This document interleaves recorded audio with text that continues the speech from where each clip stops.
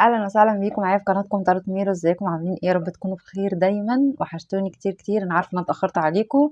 كل سنه وانتم طيبين. ربنا كده يجعل يا رب رمضان شهر البركه والخير وتحقيق الامنيات عليكم كلكم يا رب، وانتم كده بالف صحه وسلامه يا رب. وبشكر جدا جدا الناس اللي كلمتني على الخاص، وكمان ببعت من هنا شكر وتقدير لهنية منصور حبيبة قلبي، كلمتني على تيك توك وسألت عليا، والناس اللي دخلت لي على الخاص بجد بجد بشكركم كتير جدا.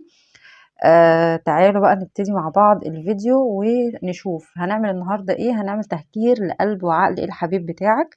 تحط نيتك عليه، نشوف هو بيفكر في ايه دلوقتي او شايفك ازاي، او ايه هي مشاعره ليك في الفترة دي. وطبعا الفيديو ده احنا من فترة للتانية بنجدد وبنعمله علشان بس نشوف طاقة الحبيب بتبقى عاملة ازاي من فترة للتانية. تمام؟ لأول مرة بقى بيزور القناة يا ريت ما ينساش الاشتراك فيها، يدعمني بزر اللايك، يفعل زر الجرس علشان يوصله كل جديد بقدمه عندي في القناة. بالله عليكم ما تنسوا اللايك لو الفيديو طبعا عجبكم. وكمان اللي حابب يحجز قراءة خاصة هتلاقوا رقم التواصل في صندوق الوصف تحت. والقراءة هتبقى بحروف اسم الحبيب. الأحرف هسيبها لكم فين؟ هسيبها لكم في صندوق الوصف أو في الديسكريبشن بوكس تحت.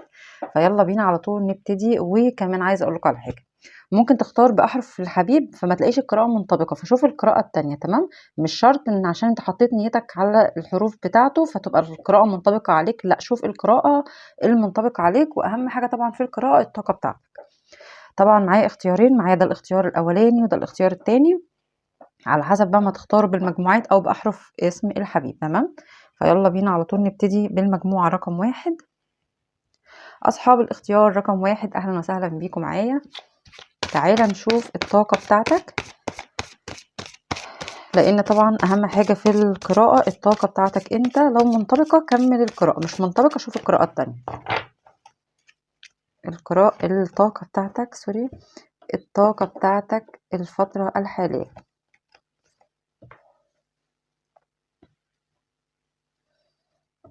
مم.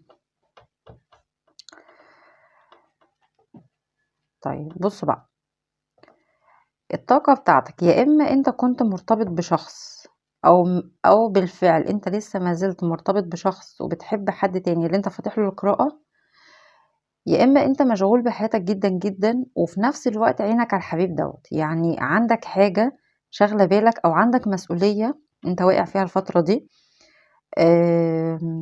وفي نفس الوقت عينك على الحبيب ودماغك وتفكيرك في الحبيب، بتحلم بيه كتير، بتفكر فيه كتير جدا.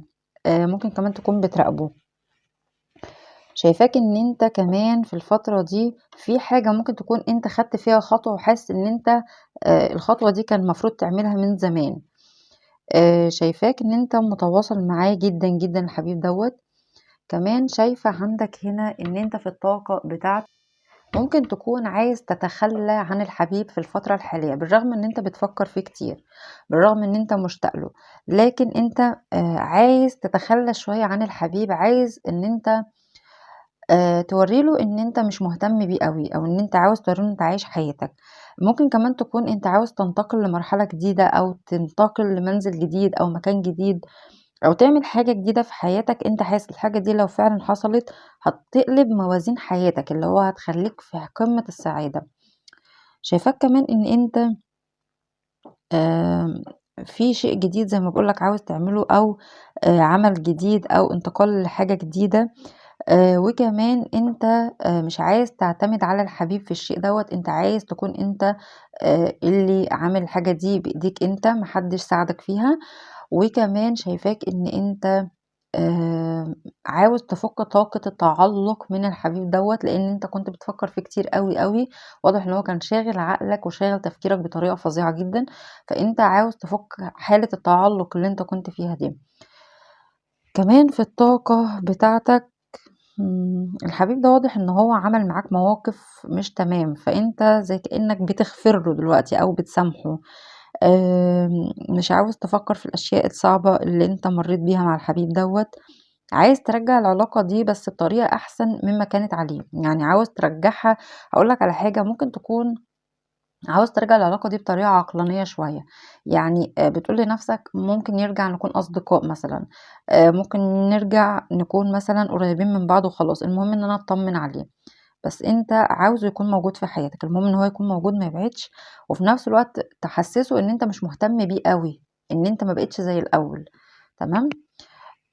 كمان في الطاقة بتاعتك شايفاك ان انت مم، حاجة برضو شغلة عقلك قوي في المستقبل القريب عاوز تعملها، والحاجة دي حاسس ان انت مش مبطل تفكير فيها، او الحاجة دي هي اهم حاجة في حياتك دلوقتي. ممكن يكون كمان انت عندك اولاد عاوز تأمن مستقبلهم مثلا. ممكن كمان يكون كانت عندك مثلا علاقة زواج او حاجة، وانت بتحاول تشيل الافكار اللي كانت في العلاقة الماضية، او ان انت تمسح كل العلاقة دي من دماغك تماما علشان العلاقة اللي انت فيها حاليا. كمان في تغيرات، يعني انت كل اللي شاغل بالك وتفكيرك وطاقتك التغيرات اللي انت عاوز تعملها في حياتك الفترة الجاية. تمام. كمان واضح ان انت بتقوي من روحانياتك دلوقتي، يعني بتتواصل مع روحك الداخلية برضو. فدي الطاقة بتاعتك انت، علشان تشوف القراءة دي منطبقة معاك او مناسبة معاك ولا لا. طيب تعالى بقى نعمل تهجير للحبيب ونشوف دلوقتي. الاول نشوف عقله بيفكر فيك ازاي في الفترة الحالية، ولما بتيجي في باله بيفتكر ايه. مم.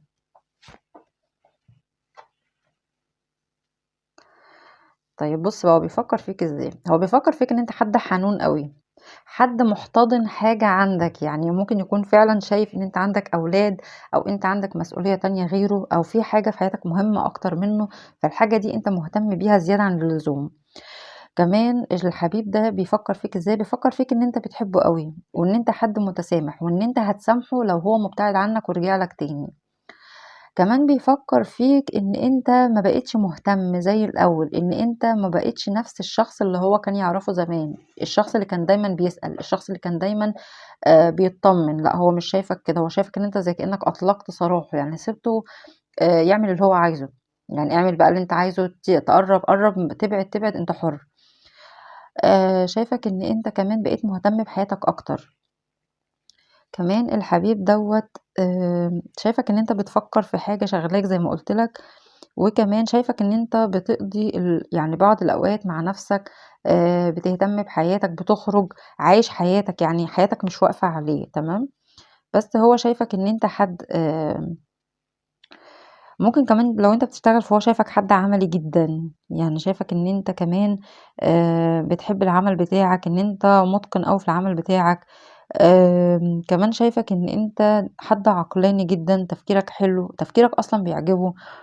شايفك ان انت بتعرف تاخد خطوات صح لما بيبقى عندك موضوع او مشكلة، ما بتقفش قدامك اي مشكلة، بتعرف تاخد فيها القرارات الصح.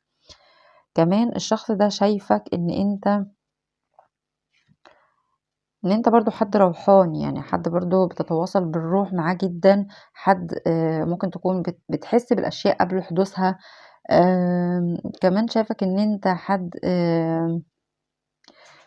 بقيت متخلي دلوقتي، يعني هو شايفك كده، دي اكتر حاجة هو شايفك فيها او بيفكر فيك دلوقتي فيها، ان انت ما بقيتش مهتم زي زمان. تمام. فهو ده تفكيره فيك حاليا، يعني ده اللي اقدر اقوله لك من خلال تفكيره فيك. طيب تعالى نشوف مشاعره ليك ايه بقى، بما انه هو شايفك كده في عقله. مشاعره ليك ايه الحبيب؟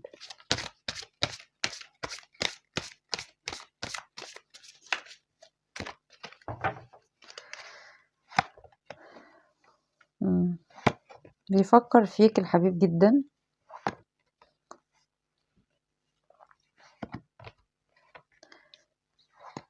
بس هو شايف ان العلاقة دي فيها حاجة صعب الحصول عليك فيها، يعني هو شايف ان انت ممكن يا مرتبط بطرف تاني، يا اما انت من مكان مختلف عنه مثلا، يا اما انتوا مثلا متعرفين على بعض من خلال السوشيال ميديا. فهو في المشاعر، بص هو بيحبك وفي تواصل وبيفكر فيك الشخص دوت، وممكن يكون عامل دلوقتي ان هو مش مهتم وان هو عايش حياته كده، لكن هو برضو في مشاعره لما بيفكر فيك او لما بيحس بيك وتبقى انت وحشه قوي، بيقول لنفسه طب في حاجة هنا، في مشكلة، العلاقة دي مش هتنفع ان هي تتم، العلاقة دي فيها حاجة صعبة، العلاقة دي فيها اختلافات مثلا. فده احساسه. بس هو برضو في المشاعر هو عايز يفضل دايما جنبك، عاوز دايما يطمن عليك. خلي بالك برضو الحبيب ده ممكن يكون عنده طرف تاني غيرك، يعني ممكن ما تكونش انت بس اللي في حياته، في حاجة تانية شاغلة عقله الحبيب دوت وشاغلة تفكيره، لكن مشاعره في مشاعر حب ليك، لكن برضو في حاجة تانية. خلي بالك برضو دي حاجة ظهرالي في الكروت، بس هو تفكيره معاك وانشغاله بيك، وعايز فرصة في العلاقة دي. هاقول لك على حاجة، لو فعلًا العلاقة دي أنت مرتبط وهو مرتبط، فهو بيتمنى إن ربنا يمنحكم أنتم الاتنين فرصة جديدة إن أنتم تكونوا مع بعض، ده هو فعلًا اللي بيتمناه، لإن هو شايفك إن أنت حد جميل، وشايف إن هو دايمًا عاوزك في قربه، لكن هو دايمًا تفكيره إن أنت مشغول بحاجة، أو إن في حاجة بتمنعكم للوصول لبعض، حتى لو كنتم بتتكلموا مع بعض، لكن هو شايف إن العلاقة دي فيها حاجة صعب إن أنتم تحققوا العلاقة دي مع بعض الفترة الحالية على الأقل، تمام؟ فلو أنت هتسأل على مشاعره، الحبيب ده بيحبك، بيشتاق لك، بيفكر فيك كتير، بتوحشه، عايزك جنبه، فمعنى كده إن هو فعلًا بيحبك، تمام؟ طيب تعالَ نشوف الطاقات اللي معايا والأبراج. معايا هنا برج الحوت، في كمان برج الدلو، وفي برج الجدي، وكمان في برج القوس، في برج العذراء، ودي الأبراج اللي باينة عندي في القراءة رقم 1، فأنا باشكركم جدًا، جدًا. أصحاب الاختيار رقم 2 أهلًا وسهلًا بيكم معايا، تعالَ نشوف مع بعض الطاقة بتاعتك أنت، علشان تشوف القراءة دي منطبقة معاك والّا لأ، تمام؟ ولو مش منطبقة ممكن تشوف القراءة رقم 1. الطاقة بتاعتك أنت.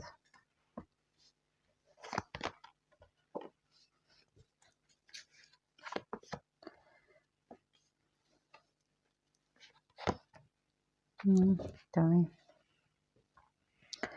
طيب شايفة في الطاقة بتاعتك أنت هاري نفسك مراقبة، بتراقب جدًا، جدًا، جدًا، بتراقب الحبيب أوي، زعلان منه، بتراقبه بزعل، حاسس إن الحبيب ده زي كأنه طعنك في ضهرك، أو الحبيب ده ابتعد عنك فجأة، أو الحبيب دوّة مش بيقدّرك، تمام؟ ممكن تكون كمان أنت بتفكر في الفترة دي إن أنت كمان تختفي عنه، أو عايز تبعد عن المكان اللي هو بيكون موجود فيه، أو عايز ما تبينلوش نفسك. في نفس الوقت جواك حاجة وعكسها، اللي هو أنت نفسك برضه تتكلم معاه وتقول له إن هو وحشك جدًا، جدًا، بس تفكيرك أكتر رايح إن أنت عاوز تختفي، أو إن أنت تكون صامت، أو إن أنت ما تتكلمش. شايفة كمان في الطاقة بتاعتك إن أنت حاسس إن الحبيب ده حاجة تخصك أنت، يعني عندك غيرة عليه، عندك إحساس إن هو حاجة أنت بس اللي تملكها، ما ينفعش إن هو يكون لحد تاني، أو ما ينفعش إن حد غيرك ياخده منك. بس أوقات بتقول لنفسك إن هو استغلّك عاطفيًا، يعني إن هو ضحك عليك، استغل مشاعرك، خلّاك إن أنت حبيته وهو ما حبّكش نفس الحب اللي أنت حبيته له. كمان شايفة في الطاقة بتاعتك إن أنت زي كأن مستني رجوع للحبيب ده تاني علشان تنتصر عليه، عايز تاخد حقك منه، أو عايز تنتقم لحاجة هو عملها فيك. شايفة كمان إن أنت ممكن تكون بتلِف في نفس الدايرة، يعني كل ما تقول إن أنت هتبتعد عنه وتنساه أو تختفي أو كده، بترجع تاني مشاعرك ترجّعك للحبيب تاني، وبتصبر عليه، وبتفضل قاعد مستنيه لو في انفصال ما بينكم، وما بتبقاش عاوز تبتعد، يعني أنت الشيء ونقيضه، أنت عندك تضارب جوّه عقلك وجوّه قلبك، أوقات بتقول لنفسك إن أنت بتحبه جدًا، وأوقات تقول ده مين ده؟ أنت ساعات بتسأل نفسك كده.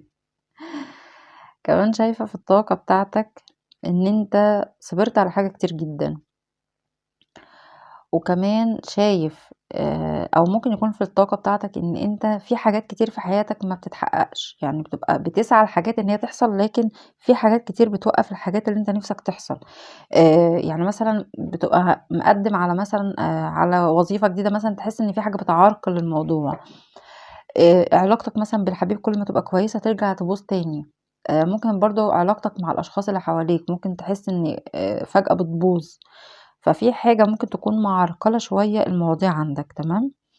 شايفاك بقى إن أنت من الناحية العملية، لو أنت بتشتغل أو أنت مثلًا عاوز تتعلم حاجة جديدة، فأنا شايفاك إن أنت ممكن يا إما عايز ترقية مثلًا في عمل، عايز تتعلم حاجة جديدة، آمم، عندك شغف أو آآ، شوق لحاجة حلوة أوي عاوز تعملها، تتعلمها، عاوز تحترف في حاجة، ممكن تكون مثلًا ممكن تكون أنت مشهور على السوشيال ميديا على فكرة برضه، ممكن تكون أنت عامل قناة مثلًا، ممكن تكون عاوز تعمل حاجة على السوشيال ميديا، ممكن تكون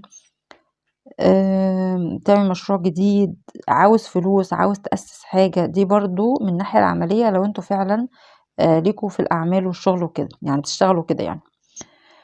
آآ التفكير عندك في الشخص ده كتير أوي، حاسس إن هو غير مهتم، غير حاسس بيك أصلًا بالمرّة، ما فيش إحساس من ناحيته ليك، حاسس إن هو قاسي عليك أوي، عندك شك إن هو بيراقبك، تمام، يعني ده شك عندك كده بييجي لك من وقت للتاني إن هو بيراقبك.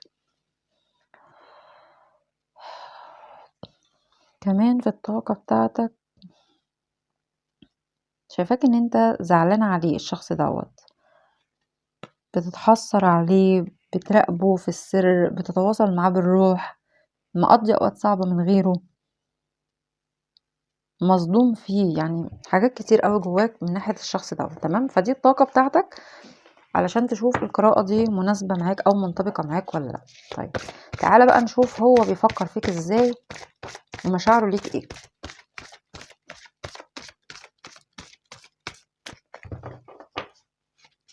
بيفكّر فيك إزاي؟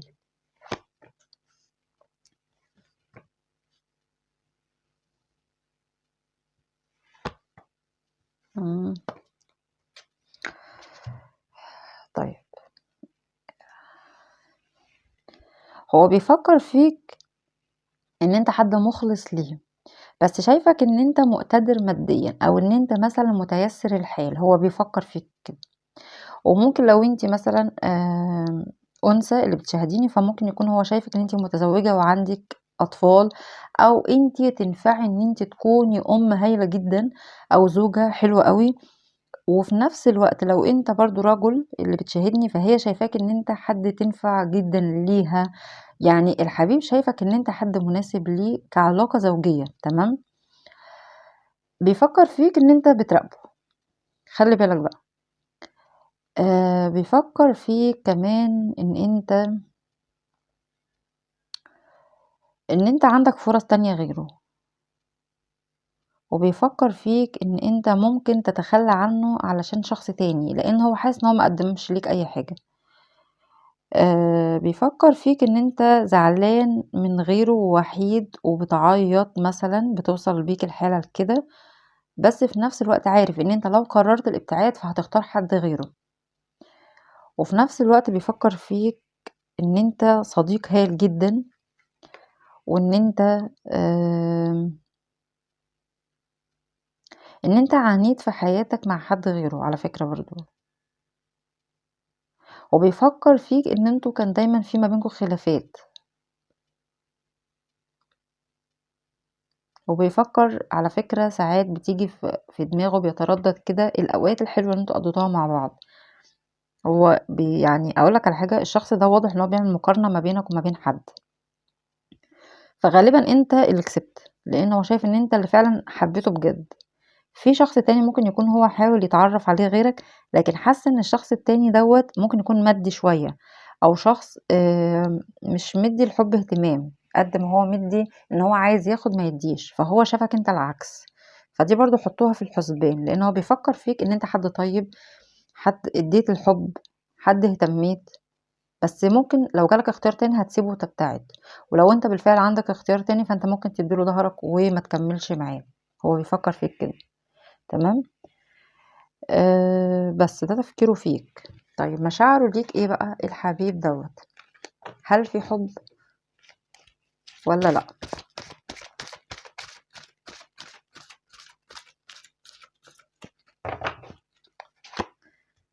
في تواصل، في تواصل والشخص ده بيحاول يوازن مشاعره شوية، بيحاول يمسك على قلبه، مسيطر على نَفْسه جدًا، جدًا الشخص ده، مع إنه يعني بُص متعلق بيك، في تعلق بيك، لكن هو مسيطر على نفسه جدا، مسيطر قوي وماسك على مشاعره جدا الشخص ده.